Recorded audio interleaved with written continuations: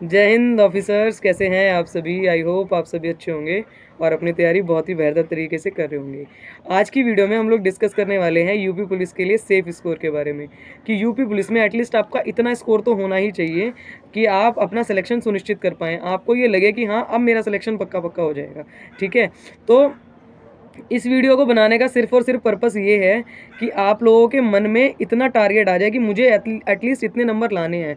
अगर मेरे इतने नंबर आ रहे हैं मॉक टेस्ट में, आरडब्ल्यू के टेस्ट में, टेक्स्ट बुक के टेस्ट में, तो आपका सिलेक्शन जो है वो सुनिश्चित हो जाता है। ये मेरी तरफ से गारंटेड है। अगर आपके इतने मार्क्स आ जाए जितने मैं बताने वाली हूँ अभी, तो इतने मार्क्स में आप लोग पक्का पक्का फाइनल हो जाओगे, मतलब सेलेक्टेड। मैं रिटर्न की बात नहीं कर रही हूँ कि रिटर्न में आपके कितने मार्क्स आए। रिटर्न की हो सकता है इससे कट ऑफ कम जाए जितनी मैं बताने वाली हूँ अभी आपको, पर हाँ आप फाइनली मतलब मेरिट में आ जाओगे आप मेरिट में, क्योंकि आपको पता है मेरिट में बहुत सारे बच्चे निकल जाते हैं। यूपी पुलिस एसआई का जो अभी पेपर हुआ था, जो हमारे वाली वैकेंसी है, इसमें 0.002 मार्क्स से भी बच्चे निकले हैं। तो आप इस बात को समझ के चलो कि अगर मेरिट के 2 नंबर ज़्यादा ही हों, कम ना हो बच्चा, 0.1 से भी आप इधर हो जाओगे और 0.1 से भी आप उधर हो जाओगे। इसीलिए अपनी तैयारी अच्छे से कर लो। 18 फरवरी को पेपर है, आज 11 जनवरी हुई है, आपके पास बहुत समय है, आपके पास बहुत समय है अभी भी। ठीक है, इतने दिन में तो चाहे ना कोई बच्चा तो कहाँ से कहाँ पहुँचा सकता है अपनी परफॉर्मेंस को।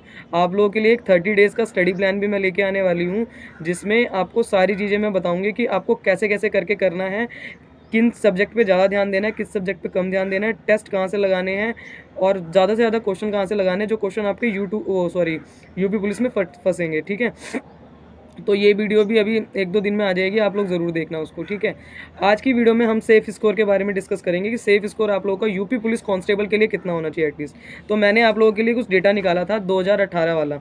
ठीक, जैसे यूआर कैटेगरी का जो 2018 में जो जब एग्ज़ाम हुआ था, तो यूआर कैटेगरी की जो कट ऑफ गई थी 41,520 की बता रही हूँ, 225 गई थी। उसके बाद ओबीसी की जो गई थी वो गई थी 216, एससी की गई थी आपकी 187 यानी कि 187, और एसटी की गई थी 153, और जो फीमेल की कट ऑफ थी वो 199.5 यानी कि लगभग 200 के करीब आप लोग मान के चलो कि 200 के करीब आपकी फीमेल की कट ऑफ थी।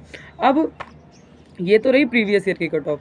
अब एक बात तुम समझ के चलो, प्रीवियस ईयर कट ऑफ का और इस साल की कट ऑफ का कोई अंतर नहीं, मतलब कोई मेल नहीं है। क्यों मेल नहीं है बच्चा? मेल इसलिए नहीं है क्योंकि इस बार पेपर कैसा आएगा कुछ किसी को नहीं पता। ठीक है, अभी तक तो हम अंदाजा ही तो लगा सकते हैं, पेपर हार्ड आएगा, धीमा आएगा, बहुत तेज़ आएगा, वो आएगा, है ना। हम सिर्फ अंदाज़ा लगा सकते हैं, हम ये नहीं कह सकते कि पेपर ऐसा ही आएगा। अगर पेपर आसान आया तो कट ऑफ हाई चली जाएगी, और पेपर अगर हार्ड आया तो कट ऑफ लो चली जाएगी। डिपेंड करता है सब कुछ एग्ज़ाम के ऊपर। आपका एग्ज़ाम जिस दिन आपके 18-19 फरवरी में जो आपका एग्ज़ाम होगा, चारों शिफ्ट में जो आपका एग्ज़ाम होगा, उस हिसाब से नॉर्मलाइजेशन होगा, उसी हिसाब से ये पता चलेगा कि कट ऑफ कितनी जाने वाली है। क्योंकि इनको सेलेक्ट करने हैं लगभग 3 गुना 4 गुना बच्चे सेलेक्ट करेंगे। ये 3 गुना तो ये समझ लो, लड़कियां तो 3 से 4 गुना ही आती हैं और लड़के 2 गुना बुलाते हैं ये लोग। तो उसी हिसाब से ये लोग अपना कट ऑफ का जो एस्टिमेशन है वो रखते हैं। तो देखो, अगर जनरल कैटेगरी में कोई बच्चा अभी प्रेजेंट टाइम में टेक्स्ट बुक के टेस्ट में, चाहे आरडब्ल्यू के टेस्ट में, आरडब्ल्यू के टेस्ट थोड़े से हार्ड होते हैं, ये बात मैं मानती हूँ। और अगर मैं टेक्स्ट बुक के टेस्ट की बात कर रही हूँ, अगर टेक्स्ट बुक के टेस्ट में कोई बच्चा इस समय पे 230 प्लस स्कोर कर रहा है, तो उसका तो 100% सिलेक्शन है।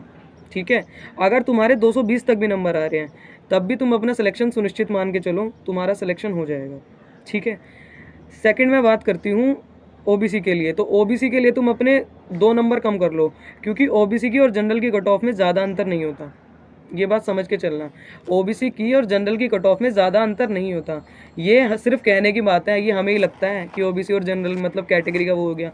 ओबीसी जनरल की कट ऑफ में ज़्यादा अंतर नहीं होता, तो तुम भी 220 प्लस की तैयारी करो। मेल के लिए भी बात हो रही है। ठीक है, और अगर आप एससी कैटेगरी से हैं तो लगभग 210 नंबर आप लगा के चलो कि 210 नंबर पे मेरा सिलेक्शन हो जाएगा। ठीक है, अगर मैं फ़ीमेल की बात करूं तो जितनी भी फीमेल हैं, ओबीसी, एससी, एसटी, जनरल, सारी की सारी, जितने भी तुम लोग हो, सबके सब तैयारी करो कम से कम 210 प्लस की। ठीक है, 210 प्लस में तुम्हारा फाइनल सिलेक्शन हो जाएगा पक्का। ये सेफ स्कोर है, हो सकता है कट ऑफ ज़्यादा चली जाए, हो सकता है कट ऑफ कम चली जाए, पर जिस हिसाब से पिछली बार के पेपर हैं उस हिसाब से आपकी कट ऑफ लगभग इतनी रहने वाली है। ठीक है, अगर मैं EWS कैटेगरी की बात करूँ, क्योंकि EWS कैटेगरी अभी जुड़ी है, उसके बाद मतलब 49,568 में EWS नहीं थी, तो इस बार EWS कैटेगरी भी आप लोग ये मान के चलो कि 210 के करीब करीब मेल में और 200 के करीब करीब फीमेल में, इतने तो तुम्हें लाने पड़ेंगे। ठीक है, अब अपनी तैयारी अच्छी करो, अपनी तैयारी मेहनत से करो।